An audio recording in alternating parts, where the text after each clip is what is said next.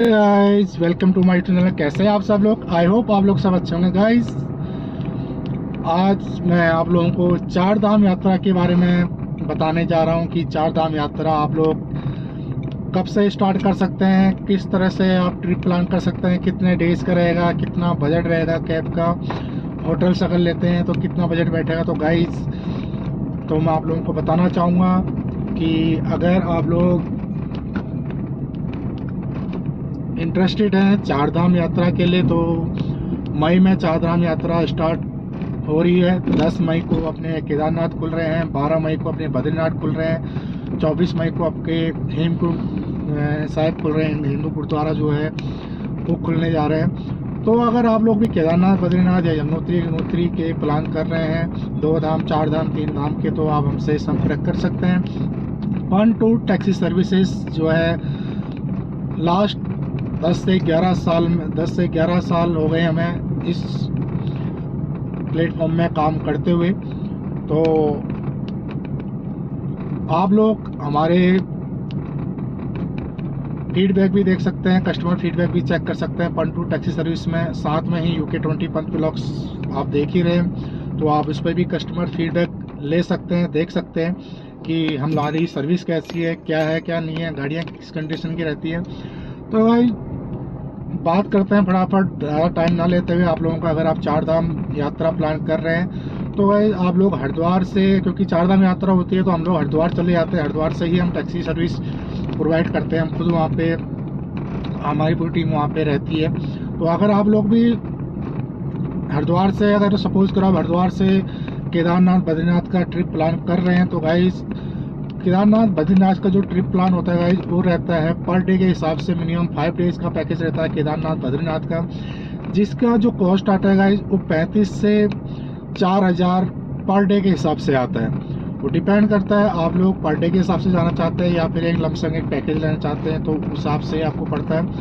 बात करते हैं अर्टिगा गाड़ी, मारुति अर्टिगा 6+1 की, तो वो भी आपको गाड़ी गाइस उसका जो रेट पड़ेगा वो आपको पड़ेगा 4500 से 4800 के बीच में। और आप बोलेरो लेते हैं, अगर आप 7 से 8 लोग हैं, तो वो आपको पड़ेगी 4800 से 5500 के बीच में। तो सारी गाड़ियाँ कंफर्टेबल गाड़ियाँ होती हैं, और बहुत से लोगों के मन में ये डाउट रहता है कि यार गाड़ी की कंडीशन कैसी होगी, गाड़ी कंफर्टेबल होगी नहीं होगी, तो मैं इसका भी आपको क्लियर कर देता हूँ। और चार धाम भी अगर आप कर रहे हैं, तो पहले पूरी ट्रिप की बात करते हैं। अगर आप चार धाम भी करने की सोच रहे हैं, यमुनोत्री, गंगोत्री, केदारनाथ, बद्रीनाथ, तो गाइस देखिए बहुत से लोग 9 डेज में कंप्लीट करवा देते हैं, ठीक है। बहुत से लोग 10 डेज में कंप्लीट करवाते हैं। वो डिपेंड करता है आप लोगों के ऊपर कि आप 9 डेज के लिए लेना चाहते हैं या 10 डेज के लिए लेना चाहते हैं। अगर आराम से आप जर्नी को एंजॉय करना चाहते हो, 10 डेज आप पूरा लीजिए, ठीक है। तो 10 डेज में जो है आपका वही रेट रहेगा। अर्टिगा अगर आप लेते हैं तो 4500 से 4800 के बीच में, बोलेरो आपको 4800 से 5500 के बीच में, और डिजायर सेडान कैब जो है वो आपको पड़ेगी 3500 से 4000 के बीच में या 3800 के बीच में। इस रेंज में आपको मिल जाएगी। डिपेंड करता है कि यात्रा में यात्री किस टाइम पे कितने आए हैं, कितनी भीड़ है, कितनी यात्री आए हैं। ऑटोमेटिक की अगर यात्री ज़्यादा है, भीड़ ज़्यादा है, तो ऑटोमेटिक ही गाड़ियों के रेट बढ़ जाते हैं, क्योंकि गाड़ियों की शॉर्टेज हो जाती है।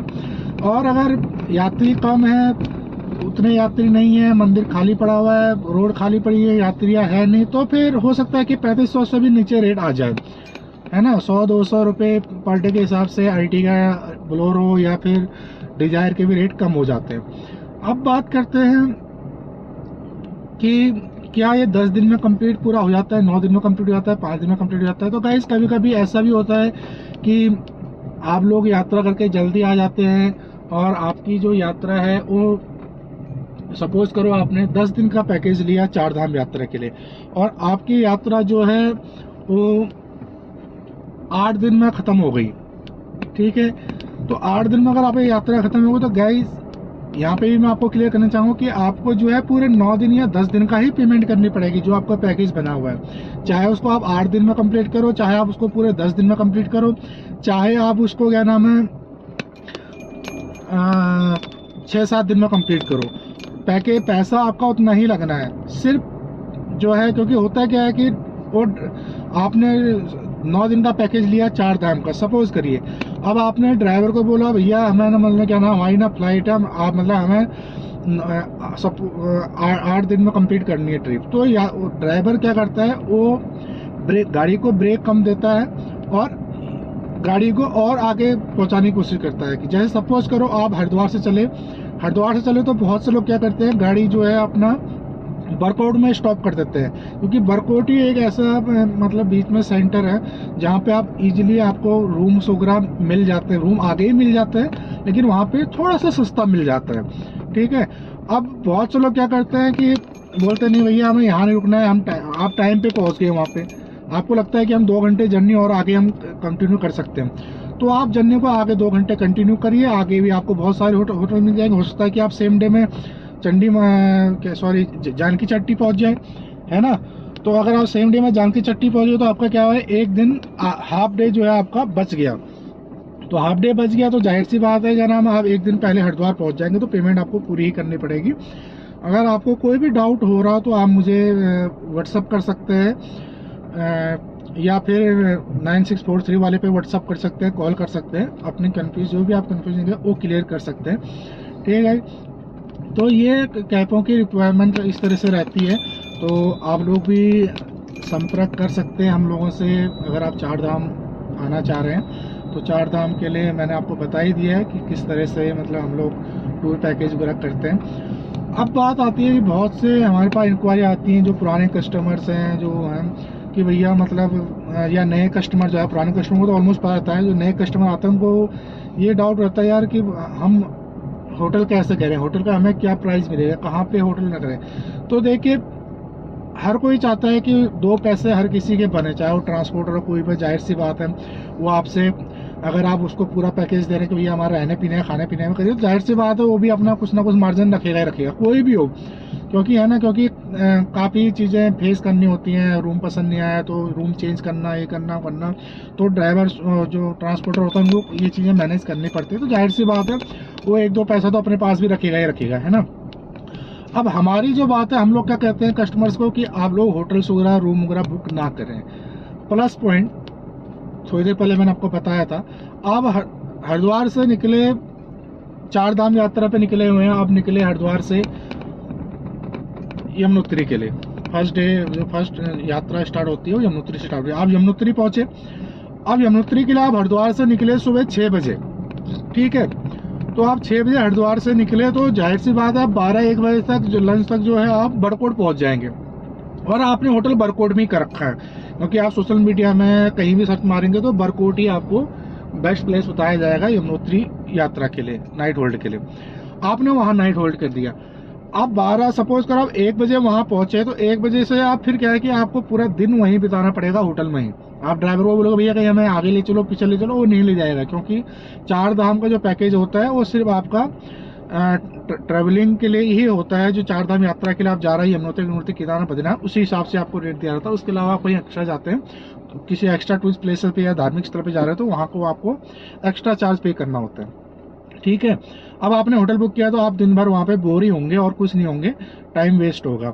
और अगर आपने वहाँ पे होटल बुक नहीं कर रखा है, जिस हिसाब से हम कह रहे हैं कि हम तो मना करते हैं कि आप होटल वगैरह रूम वगैरह बुक मत करिए, आपने रूम बुक नहीं करा तो हो सकता है कि आप हनुमान चट्टी तक पहुँच जाए, हो सकता है कि आप पूरा जानकी चट्टी तक ही पहुँच जाए। समझ रहे हैं ना, डिपेंड करता है ट्रैफिक पे, यात्री कितने आए हैं, क्या रूट है क्या नहीं है, उस पर डिपेंड करता है। अगर आप बरकोट रुक के गए, अगर आप सपोज करो 50 किलोमीटर और आगे चले गए, है ना, तो आपका क्या होगा, नेक्स्ट डे के लिए आपका उतना टाइम बच जाता है। ठीक है, उतना टाइम आप लोगों का बच जाता है तो आप लोग इजीली जो है नेक्स्ट डे मॉर्निंग में आप आराम से उठ करके अपनी यात्रा को स्टार्ट कर सकते हैं। अदरवाइज क्या है कि आप लोग अगर जल्दी वहाँ से मतलब आपने बरकोट में स्टे करिए तो फिर सुबह फिर वही आपको 4-5 बजे फिर भागा दौड़ी करनी पड़ेगी।